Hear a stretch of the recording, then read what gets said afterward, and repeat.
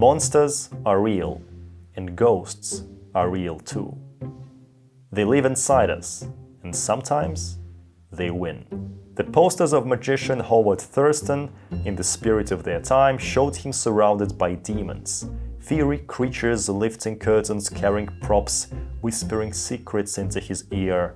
It was an ironic symbol, a playful suggestion that his powers came from the underworld. But there was nothing supernatural about Thurston's magic.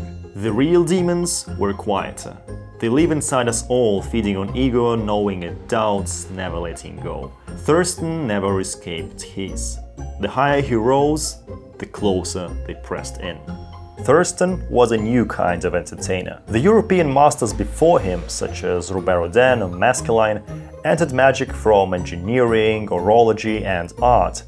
They wore the mantle of aristocrats of applied science, treating conjuring as an intellectual pursuit. Thurston was something else. He was the child of hardship, the boy from the streets who seized magic as his passport to the American dream, for whom magic became the key to open doors that otherwise would be forever closed, to become loved by millions since he never got love from his parents, to become the greatest in the world so he could forget where he came from. Magic had nothing to do with the devil, but for Thurston, his own demons were always waiting in the wings.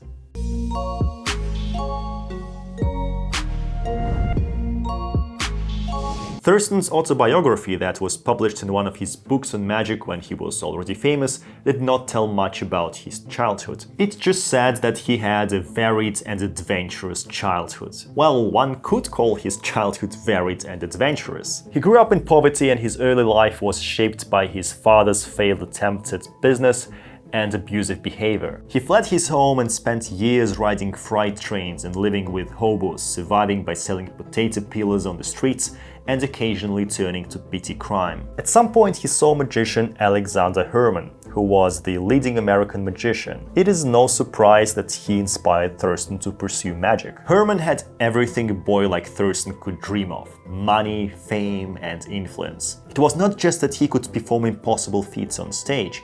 People like Herman seemed to possess the power to achieve the impossible in life. They gained access to royal palaces and exclusive social circles, and they traveled the world while being paid for it. What's there not to wish for? Thurston's first act was inspired by magician T. Nelson Downs when Howard saw him making a card disappear.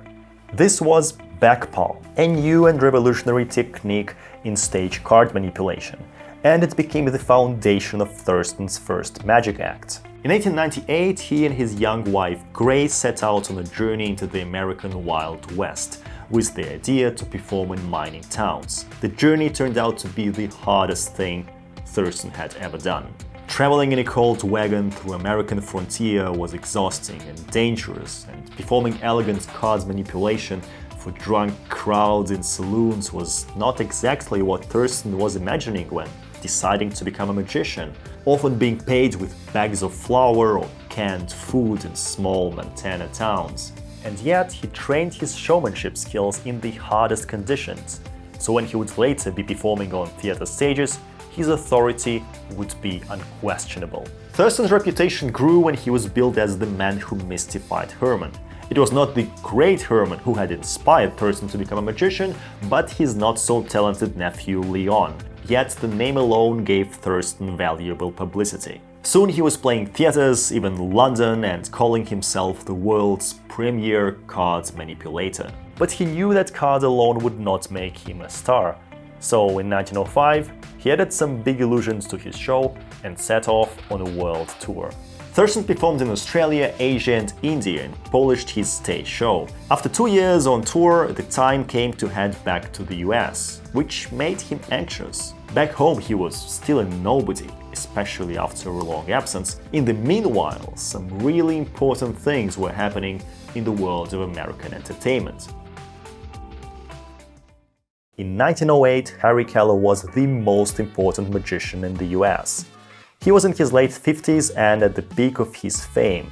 His name was known by everyone in the country. He was rich and wanted to retire and spend the rest of his life as a gentleman of leisure, as one newspaper wrote. But Kellar did not want to just retire and be forgotten. He wanted to find a successor, someone who would carry on with his show and with his brand. Through some recommendations, he became aware of Howard Thurston and chose him as his successor. That changed Thurston's life forever.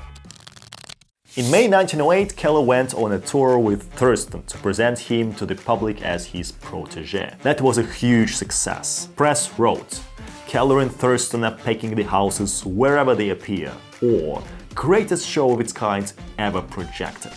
On May 16, 1908, Kellar officially announced that Thurston would take over his show as his successor. It was a really cinematic story. An older master of his craft chooses a talented apprentice who would carry on his glory. In reality, it was just business. Thurston became Kellar's successor not just because Kellar believed he was so talented. Kellar sold his show to Thurston for $7,000, which today would be about $240,000, including illusions, props, and scenery. It was a great deal. Kellar could relax and be a gentleman of leisure while getting royalties and still having his name on posters. And Thurston could capitalize on his new title. After that came years of success, creating the biggest magic show that ever existed, fascinating millions of people and basically creating magic as entertainment that we know today. And yet, becoming the world's most famous magician, as it turned out, did not mean leading a happy life. Thurston's life was turbulent. He married 4 times, each relationship marked by his unpredictable temper and physical abuse. Same features came out when he was working with his stage crew and something went wrong. He would then shout and verbally abuse his team. He put a lot of effort in concealing facts about his past and manipulating his biography to create an illusion of a perfect life, even inventing a story that his father was a senator, or that as a young man he intended to enter college to become a medical missionary. Financial struggles also plagued him. His extravagant spending and questionable investments in real estate and amusement park rides often left him in debt. He constantly bought new expensive illusions, probably out of fear of competition, but many of them were poorly thought out failures. He once even had to mortgage his entire show to a loan shark for $1,000. He couldn't come to terms with aging and had 2 facelifts to maintain an illusion of youth. The Great Depression and the rise of Hollywood challenged Thurston's grand touring shows. He adapted by performing in movie theaters, but his health began failing in the 1930s. In 1935, he suffered a stroke that paralyzed his left arm. And 1 year later, in 1936, Howard Thurston died at the age of 66. His death marked an end of an era in American magic. His show's props and equipment, worth a fortune in their day, were sold for mere hundreds of dollars. A reminder of how quickly even the greatest spectacles can fade into history. The demons on Thurston's posters had nothing to do with his show. These were his personal demons, the results of his troubled childhood that gave him drive, never-ending ambition, and as a price, never being able to achieve true happiness. Even though his show disappeared, his legacy lived on. He had shown the world his vision of what magic could be: grand spectacle, a business empire, a cultural force. He never found peace for himself. Yet he gave generations the sense of wonder that he himself could never experience.